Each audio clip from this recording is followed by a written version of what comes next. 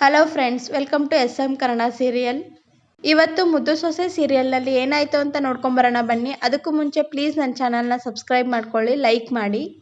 ಶುರುನಲ್ಲೇ ಸಾವಿತ್ರಿ ವಿದ್ಯಾಳಿಗೆ ಕಾಲುಂಗ್ರನು ತೆಗೆದುಕೊಡು ಅಂತ ಹೇಳ್ತಾಳೆ. ಆಗ ವಿದ್ಯಾ ಅವ್ರ ಅಜ್ಜಿ, ಏನವ್ವ ನೀನು ಒಂದು ಹೆಣ್ಣಾಗಿ ಕಾಲುಂಗ್ರ ಬಿಚ್ಕೊಡು ಅಂತ ಹೇಳ್ತಿದೆಯಲ್ಲ, ಇದು ನಿಂಗೆ ಸರಿಯಾದತೆ ಅಂತ ಕೇಳ್ತಾರೆ. ಆಗ ಸಾವಿತ್ರಿ, ಇವಳಿಗೂ ನಮ್ಮ ಅಟ್ಟಿಗೂ ಸಂಬಂಧ ಇಲ್ಲ ಅಂದ್ಮೇಕೆ ನಮ್ಮ ಅಟ್ಟಿಯಿಂದ ಬಂದಿರೋ ಒಡವೆ ಯಾಕೆ ಅಂತ ಕೇಳ್ತಾಳೆ. ಆಗ ವಿದ್ಯಾ, ಅಜ್ಜಿ ಸುಮ್ಕಿರಿ ಅಂತ ಹೇಳಿ ಕಾಲುಂಗ್ರ ತೆಗೆದುಕೊಡ್ತಾಳೆ.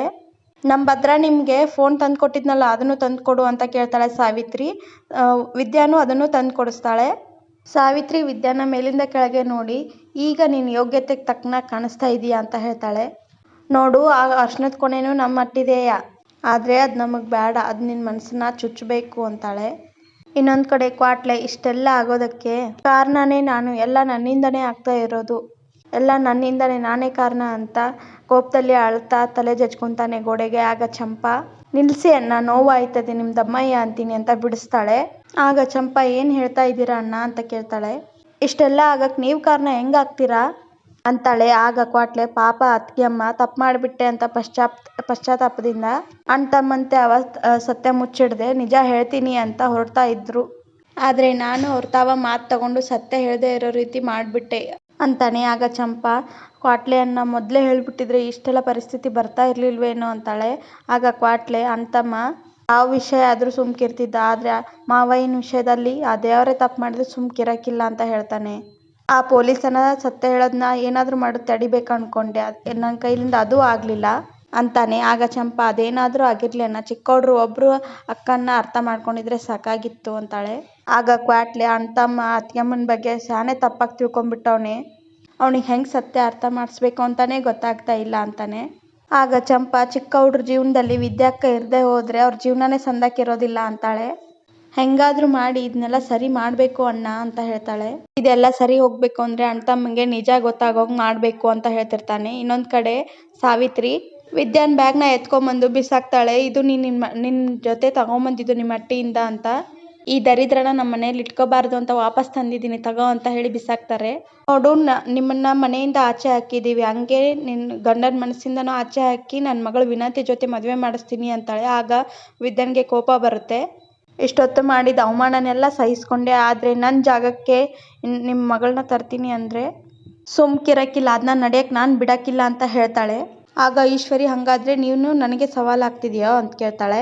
ಆಗ ವಿದ್ಯಾ, ನೀವೇನಾದರೂ ತಿಳ್ಕೊಳ್ಳಿ, ನನ್ನ ಜೀವ ಇರೋ ಗಂಟ ನನ್ನ ಗಂಡನ ಜೀವನದಲ್ಲಿ ಬೇರೆ ಹೆಣ್ಣಿಗೆ ಪ್ರವೇಶ ಮಾಡೋಕ್ಕೆ ನಾನು ಬಿಡೋಕ್ಕಿಲ್ಲ ಅಂತ ಜೋರು ಮಾಡ್ತಾಳೆ. ಆಗ ಸಾವಿತ್ರಿ, ಇಷ್ಟಾದರೂ ನಿನ್ನ ಸೊಕ್ಕ ಅಡ್ಗಿಲ್ವಾ ನೋಡು ಅಂತ ಹೇಳ್ತಾಳೆ. ಅದ್ಯಾವ ಧೈರ್ಯದಿಂದ ನಮಗೆ ಸವಾಲಾಗ್ತಿದೆಯಾ ಅಂತಾಳೆ. ಆಗ ಚೆಲ್ವ, ಅವ್ರ ಗಂಡನ ಮೇಲಿರೋ ನಂಬಿಕೆಯಿಂದ ಅಂತ ಹೇಳ್ತಾನೆ. ನನ್ನ ಮಗಳು ಅವ್ರ ಗಂಡನ ಜೊತೆ ಸಂಸಾರ ಮಾಡಿ ಅವಳ ಮನಸ್ಸನ್ನು ಅರ್ಥ ಮಾಡ್ಕೊಂಡಿರೋ ಧೈರ್ಯದಿಂದ ಅಂತಾನೆ. ಮಧ್ಯೆ ಇರೋ ಪ್ರೀತಿ, ವಿಶ್ವಾಸ, ಬಾಂಧವ್ಯದಿಂದ ಇರೋ ನಂಬಿಕೆಯಿಂದ ಅವರು ಸವಾಲು ಹಾಕ್ತಿದ್ದಾಳೆ ಅಂತಾಳೆ. ಆಗ ಸಾವಿತ್ರಿ, ನಿನ್ನ ಮಗಳು ಬದುಕಿರೋ ಗಂಟ ಗಂಡನ ಬಿಟ್ಟೋಳ ಥರನೇ ಬದುಕಬೇಕು, ಆ ಭ್ರಮೆನ ಬಿಟ್ಬಿಡಿ ಅಂತ ಹೇಳ್ತಾಳೆ. ಅವಳಾಗಲಿ ಅವಳ ಹೊಟ್ಟೆಯಲ್ಲಿ ಬೆಳೀತಾ ಇರೋ ಮಗುಗಾಗಲಿ ನಮ್ಮ ಅಟ್ಟಿಲಿ ಬಿಡೋಕ್ಕೆ ನಾವು ಬಿಡೋದೇ ಇಲ್ಲ ಅಂತ ಹೇಳ್ತಾಳೆ. ಆಗ ಚೆಲ್ವ, ಅವರಪ್ಪ ನಾನು ಬದುಕಿರೋ ಗಂಟ ಇದಕ್ಕೆ ನಾನು ಅವಕಾಶ ಮಾಡಿಕೊಡೋಕ್ಕಿಲ್ಲ ಅಂತಾನೆ. ಆಗ ಇಷ್ಟೊತ್ತು ನೀವು ನನ್ನ ಮಗಳು ಮಾಡಿರೋ ತಪ್ಪಿಗೆ ಕೋಪಗೊಂಡಿದ್ರೆ ಅಂದ್ಕೊಂಡೆ, ಆದರೆ ನಿಮ್ಮ ಮಗಳನ್ನ ನಮ್ಮ ಮಗಳ ಜಾಗಕ್ಕೆ ಕರ್ಕೊಂಬರ್ಬೇಕಂತ ಮಸಲತ್ತು ನಡೆಸಿದ್ರೆ ಅಂತ ಗೊತ್ತಾಯಿತು. ಅದಕ್ಕೆ ಇನ್ನೂ 48 ಗಂಟೆಯಲ್ಲಿ ನನ್ನ ಮಗಳು ನಿಮ್ಮ ಮನೆಯಲ್ಲಿ ಇರೋ ಹಂಗೆ ಮಾಡ್ತೀನಿ ಅಂತ ಸವಾಲು ಹಾಕ್ತಾನೆ. ಆಗ ಈಶ್ವರಿ, ಬೇಡ, ನಮ್ಮ ಮುಂದ್ಗುಟ್ಟೆ ಈ ಸವಾಲು ಬೇಡ ಅಂತಾಳೆ. ನಾನು ಸವಾಲೇ ಹಾಕ್ತೀನಿ ಅಂತ ಚೆಲ್ವ ಜಬರ್ದಸ್ತ್ ಮಾಡ್ತಾನೆ. ಆಗ ಈಶ್ವರಿ ಮನಸ್ಸಲ್ಲೇ, ನೀನೇನು ನನಗೆ ಸವಾಲು ಹಾಕೋದು, ನೀನು ಸೋಲಾಗಂತ ನಾನು ಬಿಡೋಕ್ಕಿಲ್ಲ ಅಂತ ಮನಸ್ಸಲ್ಲೇ ಅಂದ್ಕೊಂಡು ಅವ್ರು ಅಲ್ಲಿಂದ ಹೊರಡ್ತಾರೆ. ಆಗ ಅವರಿಬ್ಬರು ಬಂದ ತಕ್ಷಣ ವಿನಂತಿ, ಏನಾಯಿತು ಅತ್ತೆ, ಒಡವೆ ಎಲ್ಲ ಸುಮ್ಕೆ ಕೊಟ್ಲೆ ಅಂತ ಕೇಳ್ತಾಳೆ. ಯಾರಪ್ಪನ ಮನೆಯದು ಅಂತ ಕೊಡದೇ ಇರ್ತಾಳೆ, ಎಲ್ಲನೂ ಇಸ್ಕೊಂಡ್ಬಂದಿದ್ದೀವಿ ಅಂತಾಳೆ ಈಶ್ವರಿ. ಆಗ ಸುಭಾಷ, ಈ ಒಡವೆ ಎಲ್ಲ ಕೊಡಬೇಕಾದ್ರೆ ಆ ಚೆಲ್ವನ ಮಕ್ಕ ಅರಳೆಣ್ಣೆ ಕುಡ್ದೋನ್ ಥರ ಆಗಿರಬೇಕು ತಾನೇ ಅಂತ ಕೇಳ್ತಾನೆ. ಆಗ ಈಶ್ವರಿ ಸಾವಿತ್ರಿ ಮುಖ ನೋಡ್ಕೊತಾ ಅಲ್ಲಿ ನಡೆದಿರೋದನ್ನೆಲ್ಲ ಹೇಳ್ತಾರೆ ಅವ್ರಿಗೆ. ಆಗ ಚಿತ್ರ, ನಿಮಗೆ ಸವಾಲಾಗಿ ಕಳಿಸಿದಾನೆ ಅಂದರೆ ಅವ್ರಿಗೆ ಏಟ್ ದುರಂಕಾರ ಇರಬೇಡ ಅಂತಾಳೆ. ಆಗ ಈಶ್ವರಿ, ಕೇಡ್ಗಾಲಕ್ಕೆ ನಾಯಿ ಮೊಟ್ಟೆ ಇಡ್ತು ಅಂತಾರೆ, ಆಡಲಿ ಬಿಡು ಅಂತ ಹೇಳ್ತಾಳೆ. ಆಗ ವಿನಂತಿ, ಆ ಕುಡ್ಕನ್ನ ಮತ್ತು ಅವಳ ಮಗಳನ್ನ ಹಾಗೆಲ್ಲ ಉದಾಸೀನ ಮಾಡಂಗಿಲ್ಲ ಅತ್ತೆ ಅಂತ ಹೇಳ್ತಾಳೆ. ಅವ್ರು ಏನು ಬೇಕಾದರೂ ಮಾಡ್ತಾರೆ, ಮೊದಲೇ ಮಾನ ಮರ್ಯಾದೆಗೆ ಅಂಜದೇ ಇರೋ ಜನ ಅವರು ಅಂತ ಹೇಳ್ತಾಳೆ. ಆಗ ಈಶ್ವರಿ, ಅವ್ರು ಏನಾದರೂ ಮಾಡಲಿ, ಅದೆಲ್ಲ ನೀನು ಬಿಟ್ಬಿಡು, ಮೊದಲು ಭದ್ರನ ಮನಸ್ಸಲ್ಲಿ ಜಾಗ ಮಾಡೋದನ್ನು ನೋಡ್ಕೊ ಅಂತ ಹೇಳ್ತಾಳೆ. ಹೆಡೆ ಎತ್ತಿ ಬುಸ್ಕೊಡ್ತಿರೋ ಅವನನ್ನು ನನ್ನ ಜಾಗಕ್ಕೆ ಯಾರನ್ನೂ ಬಿಡೋಕ್ಕಿಲ್ಲ ಅಂತ ಹೇಳ್ತಿರೋ ಅವ್ನ ಮಗಳನ್ನೂ ನನಗೆ ಹೆಂಗೆ ದಾರಿಗೆ ತರಬೇಕು ಅಂತ ಗೊತ್ತದೆ ಅಂತ ಹೇಳ್ತಾಳೆ ಈಶ್ವರಿ. ಆಗ ವಿನಂತಿ ಸರಿ ಅತ್ತೆ, ನೀವು ಹೇಳ್ದಂಗೆ ಮಾಡ್ತೀನಿ ಅಂತಾಳೆ. ಆಗ ಈಶ್ವರಿ, ವಿನಂತಿ ಯಾವುದೇ ಕಾರಣಕ್ಕೂ ಭದ್ರನ ಮನಸ್ಸು ಅವಳ ಕಡೆ ವಾಲ್ಬಾರ್ದು. ನಮಗಿರೋ ಎಲ್ಲ ಸಮಸ್ಯೆಗೂ ಪರಿಹಾರ ಅಂತ ಇರೋದು ನೀನು ಅವನನ್ನು ಮದುವೆ ಆಗೋದು. ಅದು ಆದಷ್ಟು ಬೇಗ ಆಗ್ತದೆ, ಆದಷ್ಟು ಬೇಗ ಎಲ್ರಿಗೂ ಒಳ್ಳೆಯದೂ ಆಗ್ತದೆ ಅಂತಾಳೆ. ಇನ್ನೊಂದು ಕಡೆ ವಿದ್ಯಾ ಅವ್ರ ಮನೆಯವರೆಲ್ಲರೂ ನಡೆದಿರೋ ಘಟನೆ ಬಗ್ಗೆ ಯೋಚನೆ ಮಾಡ್ತಾ ಕೂತ್ಕೊಂಡಿರ್ತಾರೆ. ಆಗ ವಿದ್ಯಾ ಸಾವಿತ್ರಿ ಅಂದ ಮಾತುಗಳನ್ನೆಲ್ಲ ನೆನೆಸ್ಕೊತಾ ಇರ್ತಾಳೆ. ಆಗ ಮನಸ್ಸಲ್ಲೇ, ಇಲ್ಲ ನನ್ನ ಗಂಡನ್ನ ನಾನು ಉಳಿಸ್ಕೊಳ್ಳೇಬೇಕು, ನನ್ನ ಸಂಸಾರ ಸರಿ ಮಾಡ್ಕೊಳ್ಳೇಬೇಕು ಅಂತ ಅಂದ್ಕೊಂಡು ಎದ್ದು ಹೊರಗಡೆ ಹೊರಡ್ತಾ ಇರ್ತಾಳೆ. ಆಗ ಅವರಮ್ಮ, ವಿದ್ಯಾ ಎಲ್ಲಿಗೆ ಹೋಗ್ತಿದೀಯಾ ಅಂತ ಕೇಳ್ತಾರೆ. ಆಗ ವಿದ್ಯಾ, ನಾನು ಗಂಡನ ಮನೆಗವ್ವ ಅಂತ ಹೇಳ್ತಾಳೆ. ಹ್ಞೂ ಕಣವ್ವ, ಅವ್ರು ಹೇಳ್ದಂಗೆ ನನ್ನನ್ನು ಅಟ್ಟಿಯಿಂದ ಈಚೆ ಹಾಕಿದ್ರು. ಈಗ ನೋಡಿದರೆ ಗೌಡ್ರನ್ನ ಬೇರೆ ಲಗ್ನ ಮಾಡ್ತೀನಿ ಅಂತ ಸವಾಲು ಹಾಕಿ ಹೋಗವ್ರೆ. ಅವ್ರು ಏನು ಅಂತ ಗೊತ್ತಿದ್ರೂ ನಾನು ಇನ್ನೂ ಇಲ್ಲಿರೋದು ಸರಿ ಅಲ್ಲ ಕಣವ್ವ, ಏನಾಗುತ್ತೋ ಆಗಲಿ ನಾನು ಅಲ್ಲಿಗೆ ಹೊಂಟೋಗ್ತೀನಿ ಅಂತ ಹೇಳ್ತಾಳೆ.